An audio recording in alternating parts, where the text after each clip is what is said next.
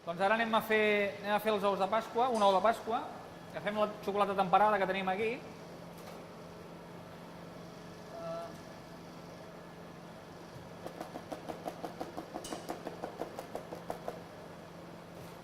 Consisteix en omplir el motlle, treure l'excedent i fer una petita capa de xocolata.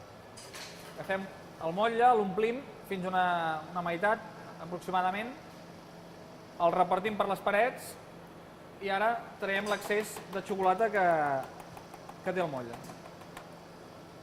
L'objectiu és aconseguir una capa regular al voltant del motlle i si és massa prima, després se'n fa una altra i una altra fins que aconseguim el gruix de xocolata adequat.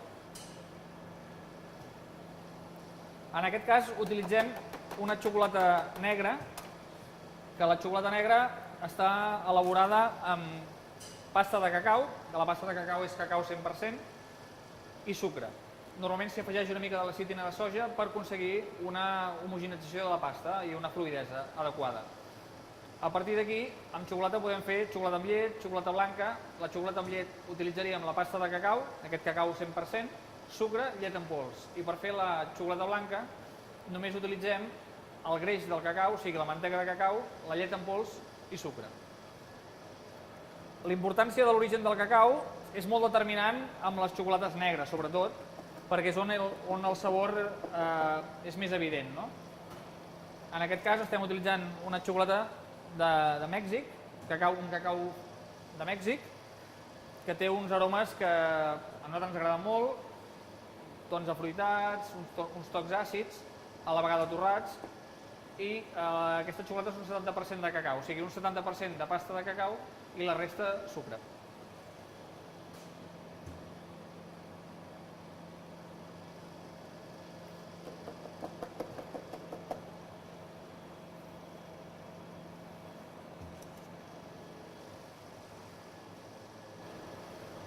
Ara estem fent les segones capes.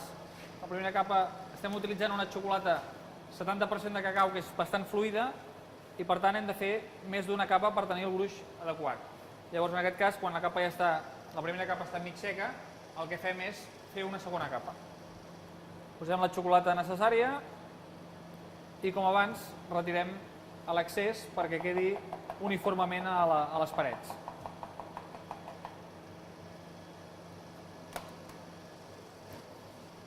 I si fa falta una tercera, farem una tercera.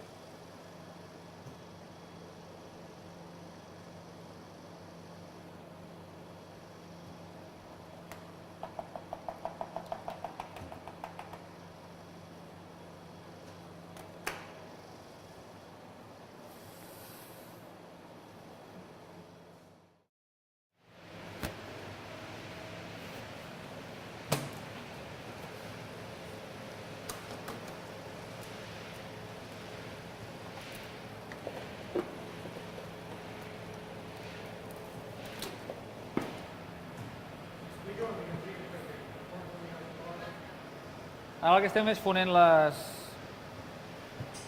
vores perquè s'enganxi.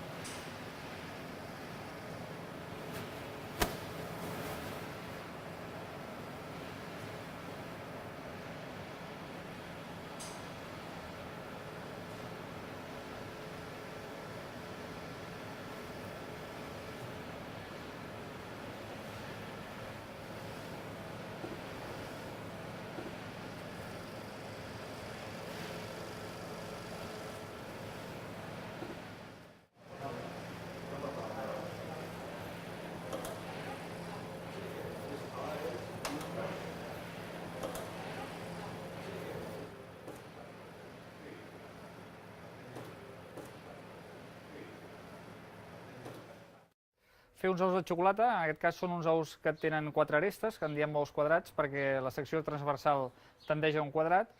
Aquestes 4 arestes el que fan és amagar-nos la junta tradicional que té un ou de xocolata, queda dissimulada per una de les arestes, i el que estem fent és fondre'ls al sol, buscar el que en diem les fusions. Llavors el sol fon per un costat l'ou de xocolata creant una forma dramàtica, natural, que ens crea una forma única per cada ou, depenent del gruix de la xocolata, depenent del dia de l'any, del sol com incideix i depenent de molts factors incontrolables.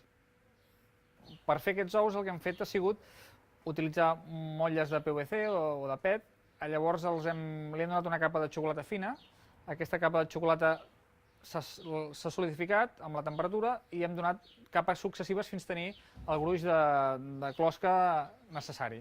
En aquest cas han sigut 3 capes, és una xocolata negra, 70% de cacau, i bé, doncs això. Bé, aquella s'està fonent per dalt.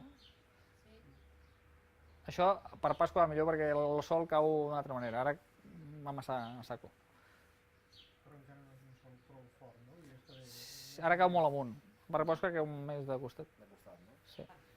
¿Vale? No, la dejo un poco más. Ahora tengo de estar yo por aquí controlando.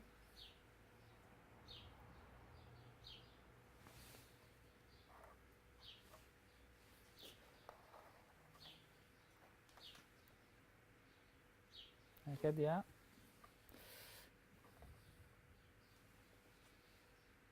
me lo llevo.